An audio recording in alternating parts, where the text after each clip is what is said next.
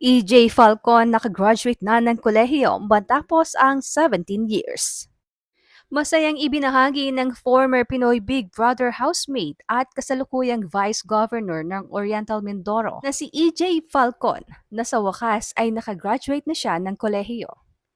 Umattend si EJ sa seremonya sa Plenary Hall of PICC sa Pasay City at kanya ngang tinanggap ang kanyang diploma in Bachelor of Arts in Political Science, major in Local Government Administration mula sa University of Makati. Sa isang Instagram post, kanyang ibinahagi ang excitement niya at kanyang caption, "Finally, Bachelor of Arts in Political Science, major in Local Government Administration mula sa University of Makati, Batch 2024.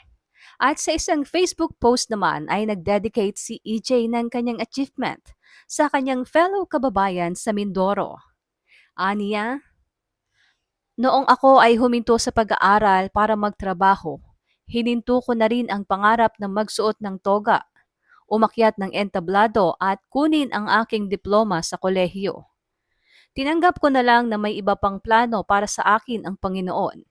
Ngunit simula nang ako ay maglingkod sa bayan, muling napukaw ang pangarap na ito at ang hangarin na pagbutihin ang sarili, hindi lang para sa akin kung hindi para na rin sa mga kapwa ko Mindoreño na nagtiwala sa akin. Utang ko sa kanila ito at ang magsilbing mabuting ehemplo, lalo na sa mga kabataan sa aming probinsya na tulad ko ay nangangarap. Kaya handog ko ang diplomang ito sa inyo at sa lahat ng taong nagmamahal at bukal na naniniwala sa akin. Mga kababayan, kayo po ang inspirasyon ko. Karugtong ng naturang post ay ang pagpapasalamat ni EJ sa kanyang may bahay na si Jana Rojas para sa kanyang unwavering support and thank his professors sa University of Makati para sa kanilang guidance during his academic journey. Aniya, salamat sa aking asawa na si Jana at sa aking pamilya sa suporta. Salamat po Sir Ederson Tapia, Dean Sonia Pimentel, at Sir Richard Villanueva ng UMAC sa pagkabay. Ngayon taas noo akong masasabi na ako po si EJ Falcon, nakapagtapos ng Bachelor of Arts in Political Science, major in Local Government Administration mula sa University of Makati, Batch 2024. Sa isang interview naman ay inilahad ni EJ ang kanyang kagalakan dahil na-achieve na niya ang isa sa pinakamalaki niyang pangarap at ito nga ay ang makagraduate.